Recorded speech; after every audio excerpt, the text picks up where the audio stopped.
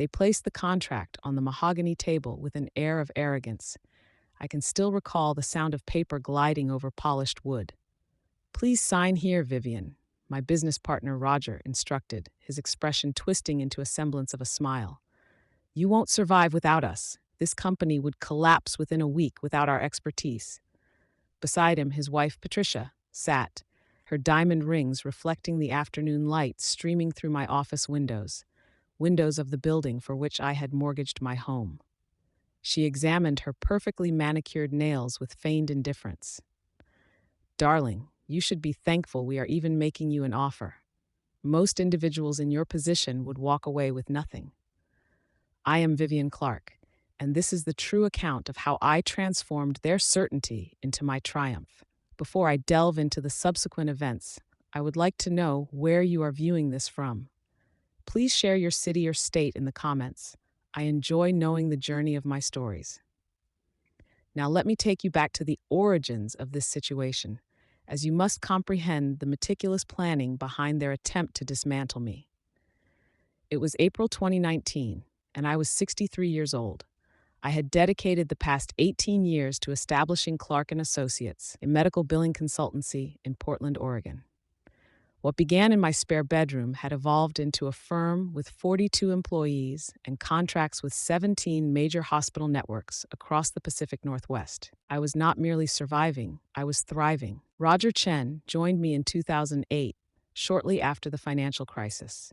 He was articulate, educated, and held an MBA from a prestigious institution, speaking convincingly about expansion and modernization. I admit, I was flattered that someone of his caliber sought to partner with a woman who had built her business through sheer determination and night classes at the community college. "You are the heart of this company, Vivian," he had said back then. "However, you require someone who understands the language of modern business. Allow me to manage the contracts and negotiations. You should focus on what you excel at, building relationships." I made him a 40% partner, which I later regarded as my greatest mistake, or so I believed at the time. Patricia entered the picture in 2015 when Roger married her. With a law degree, she quickly positioned herself as our legal consultant. Within 6 months, she persuaded Roger that they deserved equal standing with me. I was fatigued from managing our rapid growth, and they had been overseeing much of the operational side. Against my attorney's advice, I acquiesced to a restructuring. We became 3 equal partners. That was when the tide began to turn. Clients started receiving correspondence on new letterhead that scarcely mentioned my name. Contracts were renegotiated without my input. I would arrive at meetings only to find decisions had already been finalized. When I raised concerns, Roger would sigh and say, "This is why we need professionals managing these matters. Vivian, your approach is, well, outdated." By early 2019, I had become a stranger in my own company. My assistant, whom I had hired and trained, now reported to Patricia first. My office had been relocated to a smaller space down the hall, labeled as a reorganization for efficiency. Then came that April morning when they summoned me to the conference room with their contract. The contract spanned 37 pages. I knew this because I counted every one of them while Roger monotonously discussed fair market value and generous severance packages. "We have had the company independently valued," Patricia stated, sliding another document toward me. "Given current market conditions and projected growth that Roger and I have engineered, I might add, your third is valued at approximately $385,000. I looked up, startled. $385,000. I had built this company from the ground up.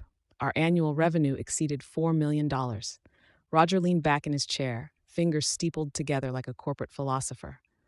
"Revenue isn't profit, Vivian, and profit isn't value. The reality is, most of our major clients now have relationships with Patricia and me. The hospital administrators trust our approach, modern, data-driven, professional." He paused, allowing that last word to linger in the air like an insult. "Without us, those contracts would vanish. You would be back to working from home, assuming you could even attract clients at your age." At my age. There it was. "The industry has changed," Patricia added, her voice laced with false sympathy. "Medical billing is now all about AI integration, automated systems, blockchain verification. These are concepts you've not kept pace with. No judgment, of course. You built something remarkable for its time, but that time has passed. I felt something hot and sharp in my chest. Not panic. I had experienced that plenty before. This was different. This was rage crystallizing into clarity. "And if I do not sign?" I asked quietly. Roger and Patricia exchanged a glance, having anticipated this question. "Then we will have to call a partnership meeting and vote you out," Roger stated. 2 votes to 1. "We have consulted with our attorneys. Given the partnership restructuring you agreed to in 2015, we have every legal right. You would leave with nothing but your original capital contribution, which, accounting for depreciation and business expenses, amounts to roughly $47,000. He allowed that figure to sink in. "Or," Patricia continued, "you could sign this, accept the $385,000 and walk away with your dignity intact. We would even allow you to claim that your retirement was your choice. No one needs to know you were forced out." The contract included a non-compete clause that would prevent me from working in medical billing anywhere in Oregon, Washington, or California for 5 years. At 63, that might as well have been a lifetime. There was also a comprehensive NDA prohibiting me from discussing the terms with anyone except my immediate family and attorney. "We will give you 24 hours to consider," Roger said, standing up. "But Vivian, be realistic. You will not receive a better offer, and opposing us would deplete whatever savings you have left. We have already spoken with Mitchell and Associates about legal representation. They are very interested in our case." Mitchell and Associates, the largest business litigation firm in Portland. The message was clear. They had resources. I did not. After they departed, I sat alone in that conference room for almost an hour, staring at those 37 pages. Then I picked up my phone and made a call. "Vivian Clark, it's been a long time." James Whitaker's voice on the line was just as I remembered, warm, sharp, and entirely unimpressed by corporate intimidation tactics. We had met 15 years earlier when he assisted me with a contract dispute. He had since become one of the most respected business attorneys in Oregon, taking on cases that intrigued him rather than those based on fees. "James, I need help, but I must be honest. I am unsure if I can afford you anymore." "Tell me what is happening." I explained everything.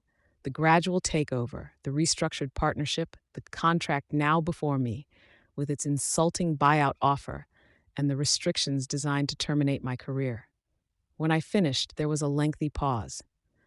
"Do you have copies of all the original partnership agreements?" he inquired. "Every single one. I might be old-fashioned, but I maintain paper files of everything significant." "Good. What about financial records? Bank statements, tax returns, client contracts, all of it is in my home office." Another pause. "Then, Vivian, do not sign anything yet. I will ask you some very specific questions, and I need you to think carefully before answering. First, when Roger and Patricia renegotiated client contracts, did they ever use your signature or forged authorization?" My mind raced back through the past few years. There were some contracts I did not recall signing, but they appeared in the files with my signature. I thought perhaps I had signed them and forgotten, or signed a stack without close examination. "We were so busy. Did you grant them power of attorney to sign on your behalf?" "No, never." Second question, are you still a signatory on all company accounts? "I believe so. Patricia manages most of the banking now, but my name should still be on everything." "You think so, or you know so?" "I should check. Do that today if possible." Third question, do you have any documentation indicating the business was solely yours before Roger joined? Tax returns, business licenses, anything with just your name?" "Yes, everything from 2001 to 2008. I could hear the smile in James's voice. "Then here is what we will do. You will bring me every document you have tomorrow morning. Every partnership agreement, every financial record, every piece of correspondence. And Vivian, we will uncover exactly what your partners have been doing behind your back." "James, I cannot afford to engage in a legal battle. They have already retained Mitchell and Associates." "Let me worry about Mitchell. You know what I believe happened here? I think your partners became greedy and careless. I believe they have spent the last few years systematically positioning themselves to oust you, and I suspect they have likely cut corners in doing so. People who are willing to forge signatures are often willing to do worse. Do you think they forged my signature? I believe we will find out. Can you be at my office at 9 tomorrow morning? I will be there. That night, I meticulously reviewed every file in my home office, and what I uncovered sent chills down my spine. There were signatures on documents I had never encountered before, contracts with new clients that altered my commission structure without my knowledge, amendments to our partnership agreement that modified profit distribution, and most damning of all, a life insurance policy on me, taken out by the company, with Roger and Patricia as equal beneficiaries. $2 million. I sat on my office floor at 2 in the morning, surrounded by papers that narrated a story I had been too busy and too trusting to recognize. They had not merely planned to oust me, they had been systematically erasing me from my own company, rewriting history to portray themselves as the driving force all along. There was more. Bank statements revealed transfers I had not authorized. My personal salary had been gradually diminished while theirs had increased. Client payments were being routed through accounts to which I had no access. I photographed everything with my phone and then carefully organized it all. At 9 the following morning, I entered James Whitaker's office with 3 file boxes. He spent 4 hours reviewing everything while I sipped coffee and observed his expression grow increasingly grave. "Vivian," he finally said, "I need you to understand something. What we are examining here goes beyond unethical business practices. This is fraud, possibly embezzlement, and forgery. If we pursue this appropriately, Roger and Patricia could face criminal charges. I merely want my company back. I understand, but here is what I am contemplating. They have given you 24 hours to sign their contract, correct?" "Yes." "Excellent. We will allow them to believe you intend to sign. In fact, you will call Roger this afternoon and inform him that you have reconsidered and will sign tomorrow morning at 10. Mention that you desire your attorney to be present. That is standard. They will not become suspicious." "What is our real plan?" James smiled, a smile that was anything but pleasant. "We will attend that meeting, and you will sign something, but it will not be their contract." He pulled out a legal pad and began writing. "While they have been constructing their case to oust you, we will be constructing something superior. We will file an emergency injunction, freeze the company accounts, and petition for a full audit. However, we will not disclose this to them until we have already executed it." "Can we do that with this evidence?" "Absolutely. The forged signatures alone are sufficient for a judge to freeze everything while we investigate. And Vivian, when we dig deeper, and we will undoubtedly discover more." I felt a sense of hope I had not experienced in months. "There is one more matter," James said. "The life insurance policy is unusual. In conjunction with everything else, it creates a very disturbing pattern. We need to exercise caution. I recommend varying your routine. Stay with family if possible, and certainly do not go anywhere alone with either of them." The hope I felt froze in my chest. "Do you think they would actually—" "I believe desperate individuals resort to desperate measures, and those who have committed fraud on this scale are desperate, regardless of whether they exhibit it." I contacted Roger that afternoon, keeping my voice weary and defeated. "I will sign tomorrow at 10. My attorney will be present. That is standard procedure, you understand?" "Of course," Roger replied, and I could hear the triumph in his tone. "We knew you would see reason, Vivian. This truly is for the best." That night, I stayed at my daughter Linda's house in Beaverton. I had not divulged much, only that there were some complications at work, but she knew me well enough to sense something was amiss. "Mom, you look exhausted. What is going on?" I wanted to share everything with her, but James had advised maintaining silence until after tomorrow. "Just some business matters I am navigating, honey. It will be resolved soon." The following morning, James picked me up at 8:30. In his briefcase were documents that Roger and Patricia had never seen, documents they were completely unaware of. "How do you feel?" he asked as we drove toward downtown Portland. "Terrified, angry, ready." "Good. Remember, let me handle most of the conversation. If they pose direct questions, respond honestly but briefly. Do not elaborate or explain. Just answer what is asked." We arrived at the office, my office, at 9:55. Roger and Patricia were already in the conference room, accompanied by an unfamiliar man in an expensive suit with a leather briefcase, their attorney. "Vivian," Patricia said coolly, "I see you have brought representation. This is Martin Hughes from Mitchell and Associates." Hughes nodded at James. "Whitaker, I did not realize you were practicing partnership law these days." "I take on interesting cases," James replied pleasantly. "Shall we begin?" Roger produced the contract, the same one from 2 days prior. "Everything is in order. Vivian signs. We transfer the funds within 48 hours, and we all move forward." James opened his briefcase. "Before Miss Clark signs anything, I would like to review some documents with you to clarify a few points concerning the company's financial status." Patricia frowned. "That is unnecessary. We have provided complete financial disclosure." "I am sure you have," James replied. "But as Miss Clark's attorney, I have a fiduciary duty to ensure she comprehends precisely what she is signing away." James presented a stack of papers. "For instance, these bank transfers from March 2018. Can you explain why $127,000 was transferred from the primary operating account to an account Miss Clark cannot access?" The room's temperature seemed to plummet. "That was for operational expenses," Roger quickly asserted. "A separate account for vendor payments, standard business practice. Standard practice would involve all partners as signatories on any business account. This account only lists you and Patricia. Why is that?" Hughes leaned forward. "Mr. Whitaker, what exactly are you implying?" "I am not implying anything. I am inquiring about irregularities we have uncovered, such as these contracts." James slid several documents across the table. "These bear Miss Clark's signature, yet she has no recollection of signing them." "Perhaps," Patricia interjected. "Vivian signed hundreds of documents.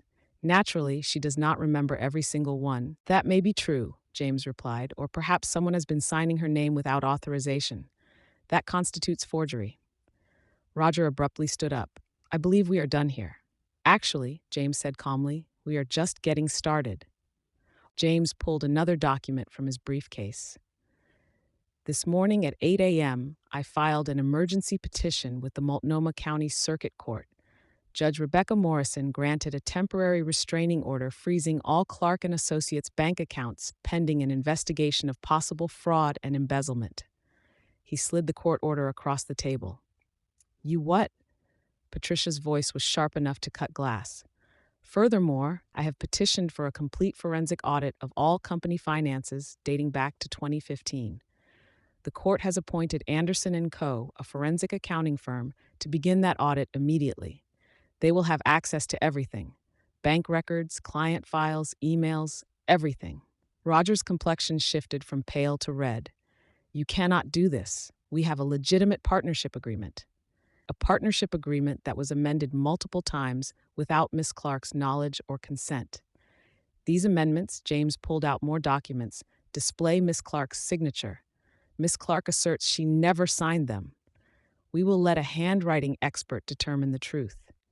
Hughes was scanning the court order, his expression growing increasingly concerned. "This is highly irregular."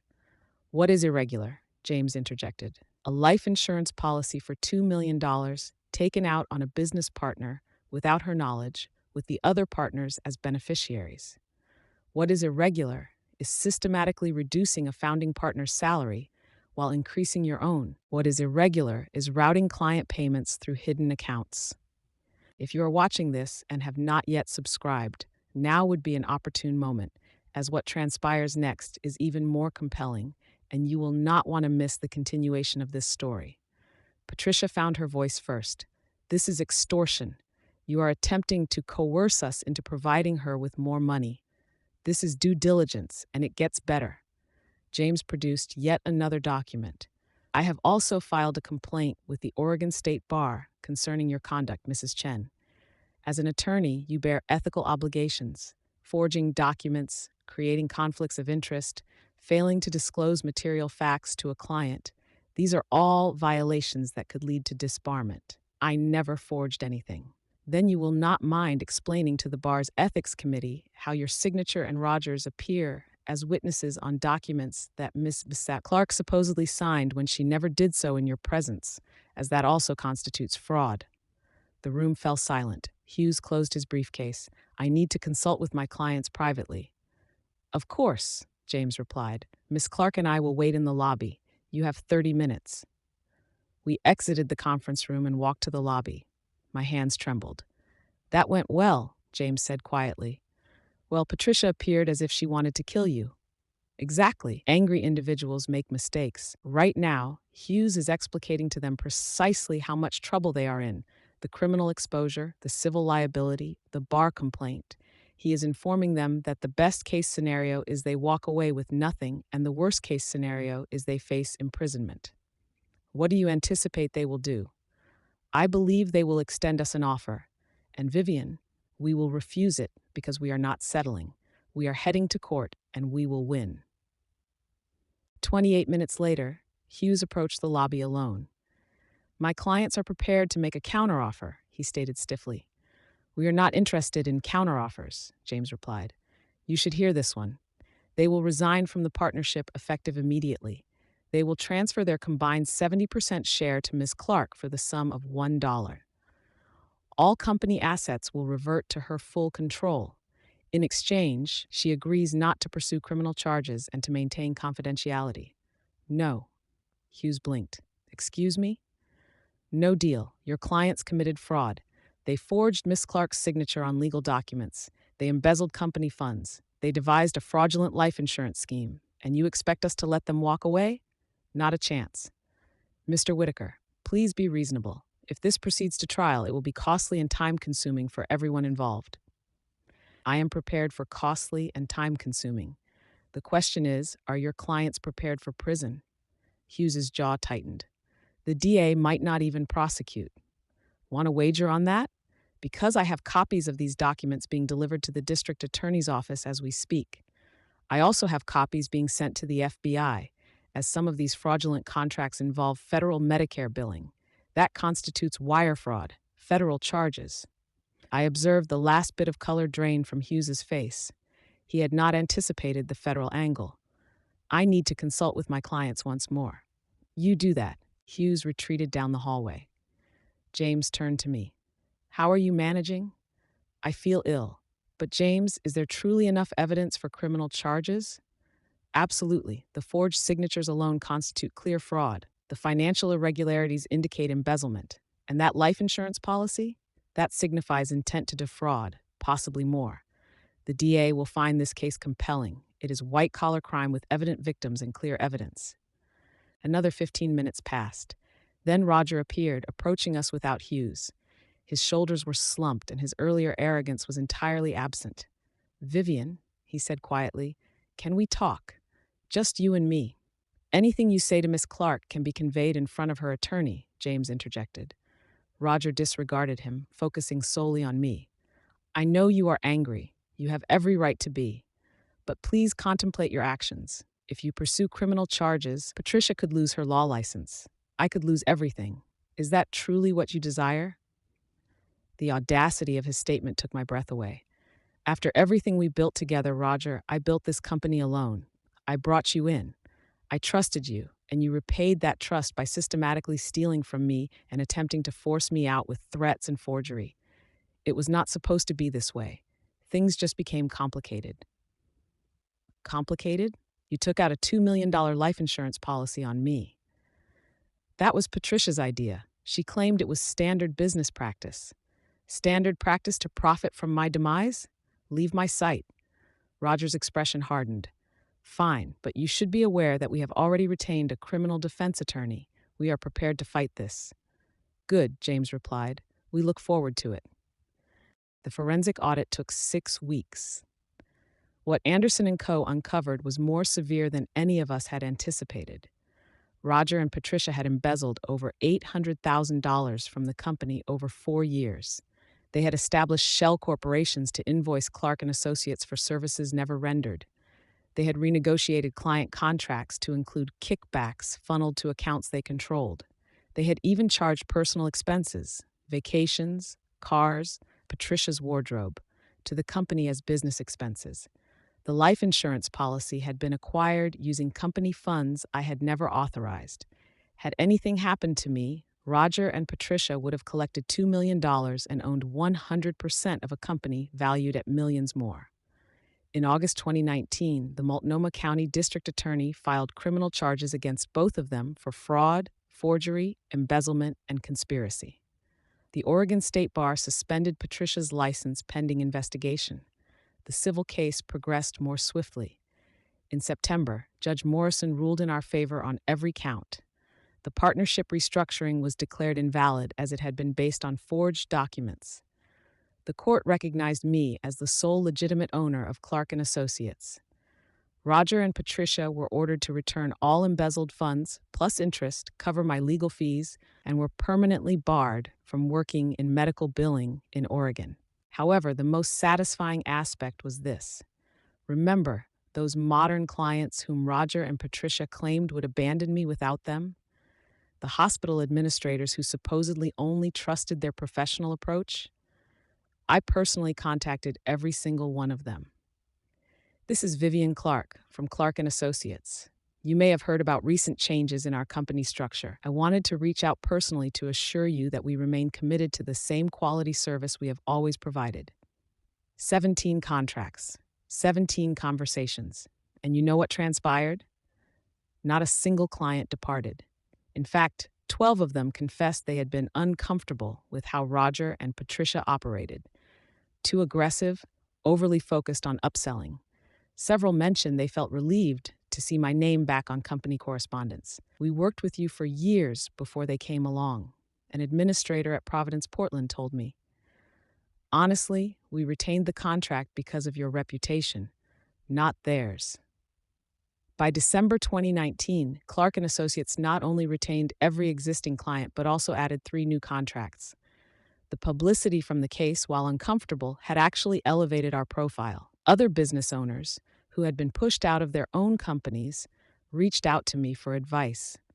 I began receiving invitations to speak at women's business conferences about partnership agreements and fraud prevention. The criminal trial was scheduled for March 2020, but in February, Roger and Patricia's attorney approached James with a plea deal. They would plead guilty to reduced charges, accept 5 years of probation, pay full restitution, and agree to never work in medical billing again. Should we accept? James inquired. I contemplated it, considered everything they had put me through. The stress, the sleepless nights, the humiliation of being forced out of my own company. Yet, I also reflected on what I had gained. My company back, my reputation restored, my future secured. Yes, I replied. Let them plead guilty. Let them repay every cent, but I am finished fighting them. I have more meaningful endeavors ahead. The judge accepted the plea deal in March 2020. I testified at their sentencing hearing in April 2020. The courtroom was smaller than I had envisioned, more intimate. Roger and Patricia sat at the defense table, both appearing somehow diminished. The judge inquired if I wished to make a victim impact statement. I stood, my prepared notes trembling slightly in my hands. Your Honor, Roger and Patricia Chen did not merely steal money from me. They attempted to steal my life's work. They endeavored to erase 18 years of my effort, my relationships, my reputation. They counted on me being too old, too fatigued, or too intimidated to fight back.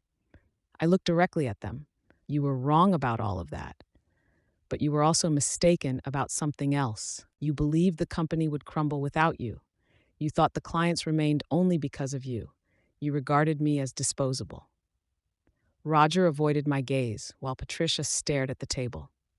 Clark & Associates is now stronger than it was when you were involved.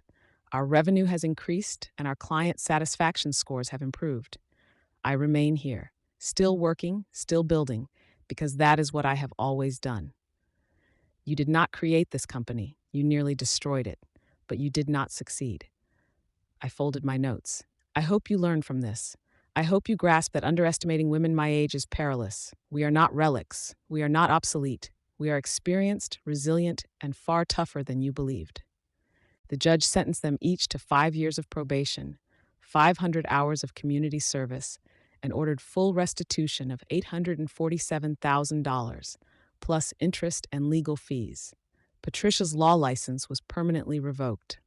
As I exited the courthouse, a young woman approached me. She introduced herself as a reporter from the Portland Business Journal. "Miss Clark, I have been following your case. Would you be willing to participate in an interview regarding what occurred?" The story was published in June 2020. Portland CEO reclaims her company after partner fraud. The article detailed everything: the fraud, the legal battle, the victory. The response was overwhelming. I received countless emails and calls from other business owners, particularly women, who had encountered similar situations or sought advice on safeguarding their interests. Several had recognized warning signs in their own partnerships after reading my story. That was when I realized something significant. This was no longer solely about me. I began consulting with small business owners regarding partnership agreements, assisting them in structuring deals that safeguarded their interests. I spoke at business schools and entrepreneurship conferences. I even aided 2 other women in reclaiming companies from which they had been fraudulently ousted. Clark & Associates continued to flourish. By 2023, we had 63 employees and contracts with 28 hospital networks. I appointed a young woman named Sarah Chen, no relation to Roger, as my executive director. She is intelligent, honest, and possesses a talent for the modern technological aspects of the business, an area in which I admittedly lack expertise. However, this time, I ensured everything was done correctly: clear contracts, transparent finances, regular audits. Trust, but verify. As for Roger and Patricia, I heard that Patricia relocated to California and now works as a paralegal. Roger entered the real estate sector. I have never communicated with either of them again, and I never plan to. People occasionally ask me if I feel vindicated, if winning felt as rewarding as I had anticipated.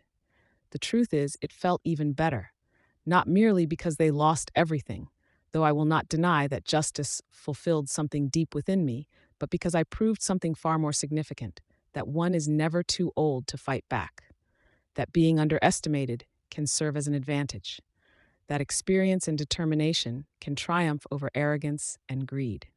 The contract they pushed across the table in April 2019, the one they were so certain I would sign, I framed. It now hangs in my office with a brass plaque beneath it that reads, "They thought I could not survive without them. They were mistaken." It serves as a valuable reminder on challenging days. And yes, there are still challenging days.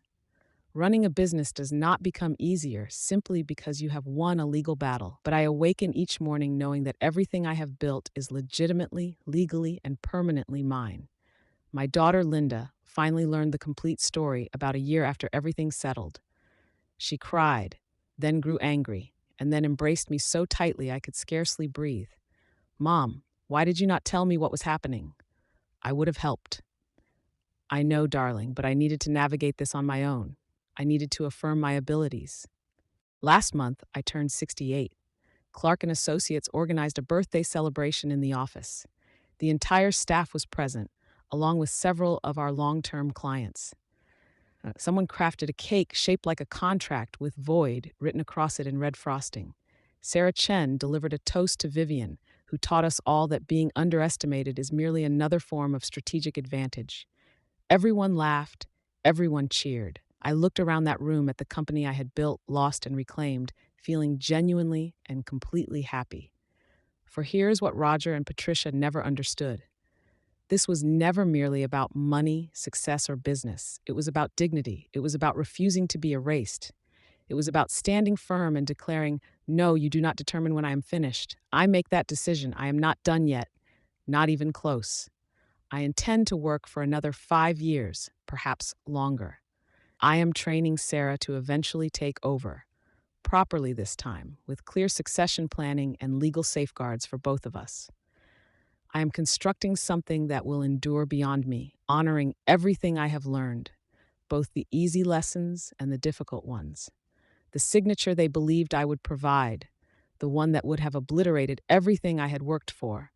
I provided a signature indeed, just not the one they desired. I signed the court documents that froze their assets. I signed the petition for a forensic audit. I signed the civil complaint. I signed the victim impact statement. Every signature was an act of reclamation. Every signature was proof that they had miscalculated severely. They laughed when they claimed I would never survive without them. They are not laughing any longer. And as for me, I am thriving. Please subscribe to my channel. See you in the next video with love and respect.